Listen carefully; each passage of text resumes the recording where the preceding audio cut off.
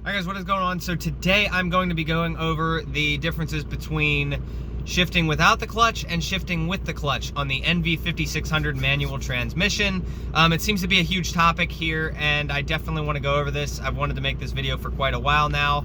I've been floating for the longest time on this transmission and never had an issue. So I kind of want to go show you guys the smoothness difference of each one, kind of go over everything and make you guys, kind of give you something to think about when you decide, do you want to float or do you not want to float? And I want to show you that there is a correct way and there is definitely a wrong way to be floating. So I want to go over that in this video. Hope you guys enjoy. I hope you guys can see me well. I hope you guys can definitely hear me well. I have no idea what to expect with the camera footage. Clean you guys off a little bit.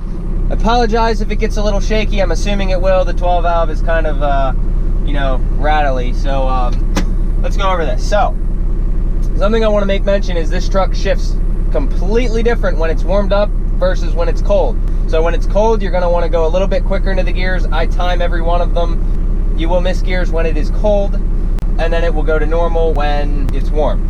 Let's get into this. Always start off in second. There we go. And ignore the noises that this thing makes. I'm going to go through the gears. Yeah, no clutch. So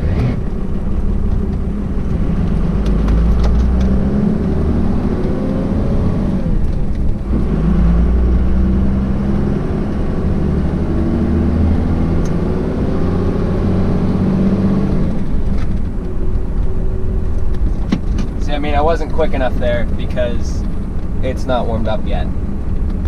Apologize in advance if you guys are shaking. Alright, here we go. Pull in. Alright, that was a bad one. Pull, hold, in.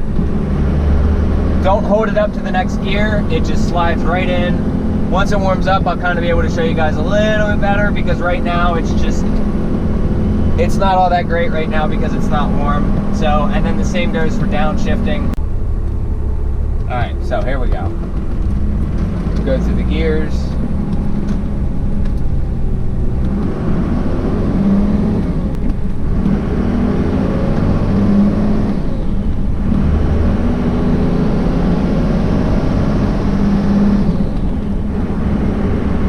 There we go, that was better.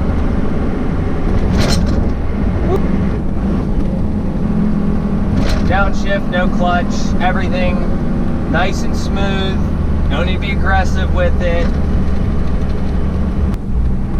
Alright, let's try this.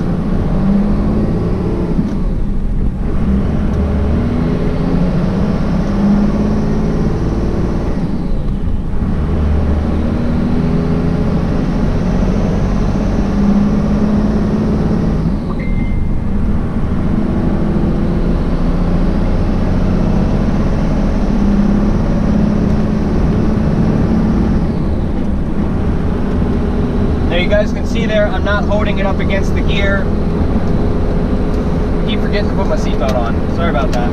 So I'm not holding it up against the gear. You wait until the RPMs are perfect and you just pop it in. That's how I've been shifting for the last 100,000 miles. This transmission has 450 some odd thousand miles. So yeah, most of it no clutch, a lot of it heavy pulling.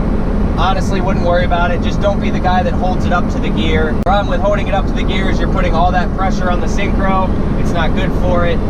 So you guys can kind of see right there how it feels and how it is to just throw it in. And I like the feeling of floating gears. So I'll show you guys going through the gears without doing that in a little bit.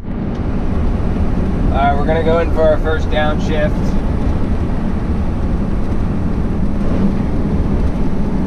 Right in, didn't miss it, didn't catch it, just right in. There we go. Fourth gear.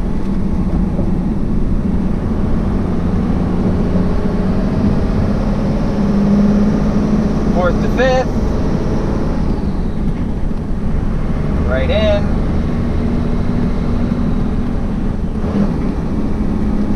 Fifth to fourth. Now we'll start using the clutch. It's so much quicker to use the clutch, honestly. But if you don't want to lift your leg, you know, see how much quicker that is. That was without the clutch. Now to shift into sixth without the clutch, because you saw how quick it went in with the clutch. Now to go without, you have to wait a good bit. So it is what it is. It's the drawback. You can be lazy and not use your foot. The downside to it is it's going to take you a little bit longer to get through gears, especially when you're going second, third to fourth. That's your biggest weight. It can take you 3 seconds sometimes for it to come back down to third. That might be a little much, but usually it's in between 1.5 seconds, 2 seconds before you can put it in. But if you use the clutch, it'll just go in immediately instead of having to wait that 2 seconds. So you're pissing everybody off behind you. So if you're climbing hills, definitely use the clutch. If you're not and you want to just be lazy, try not to piss people off behind you. But I've been doing it for so long now. Like all last year I ran without using the clutch. It was great. I used it on extremely heavy loads though, don't get me wrong. Like I can sit here, go in, switch between the two. You can see my foot never lifted. Shift with your throttle. Now a big problem that people do come up with when it comes to shifting without the clutch is the biggest argument people like to say is the synchros. Any transmission with a synchro, you shouldn't be shifting without the clutch because it's bad for it. I get it. The synchros, you're putting extra pressure on them, extra stress. Yes, I totally get it. But if you're not holding it up to the gear until it pops in, it's a lot better for it if you're pulling out, you wait until it's time, and then you pop it in. With a semi-transmission, with a synchronous transmission, you're basically, you're doing what the synchro is made to do. You have to be the one to time it. So in this, if you time it right, obviously I've got a crap load of miles on this transmission and it's still holding together.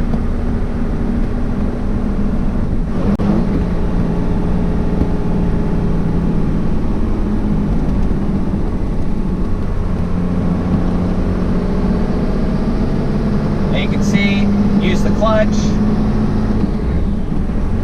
It's quick, it's smooth, but it's not as fun, in my opinion. I hate lifting my left leg to shift. I get it, you get an automatic. No thank you. I won't. I don't listen to the comments sometimes.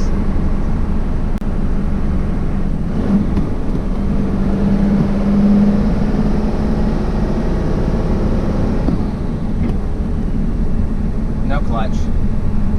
But you guys get the point. You take care of your transmission, you change your fluids on time, you don't shift like an idiot, don't hold it up to the synchro, your transmission's gonna last a long time. So,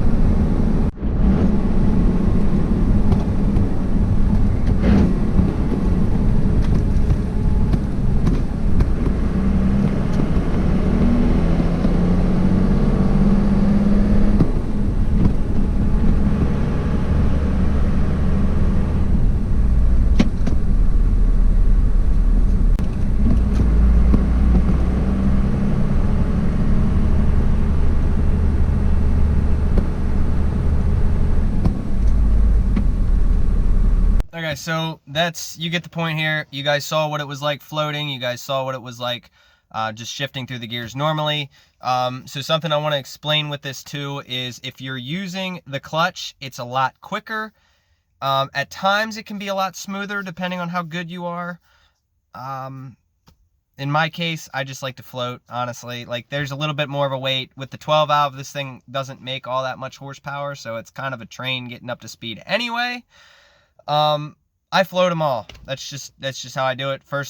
Second through sixth, and then sixth back down. I don't downshift into second. But you get the point. I will shift 1, 2 without the clutch sometimes, but I usually don't use first gear unless I'm on a hill. If I need to accelerate quickly, definitely use the clutch.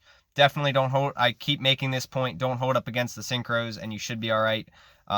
I haven't had a problem. This tranny has a lot of miles on it. I've put 100,000 miles on this tranny alone doing it that way.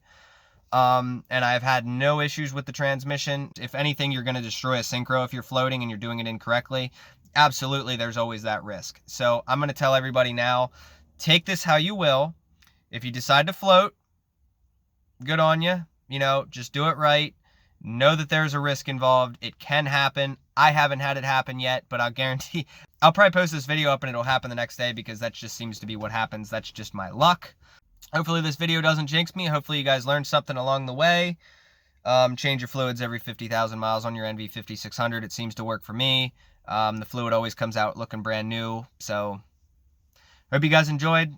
Take care, guys.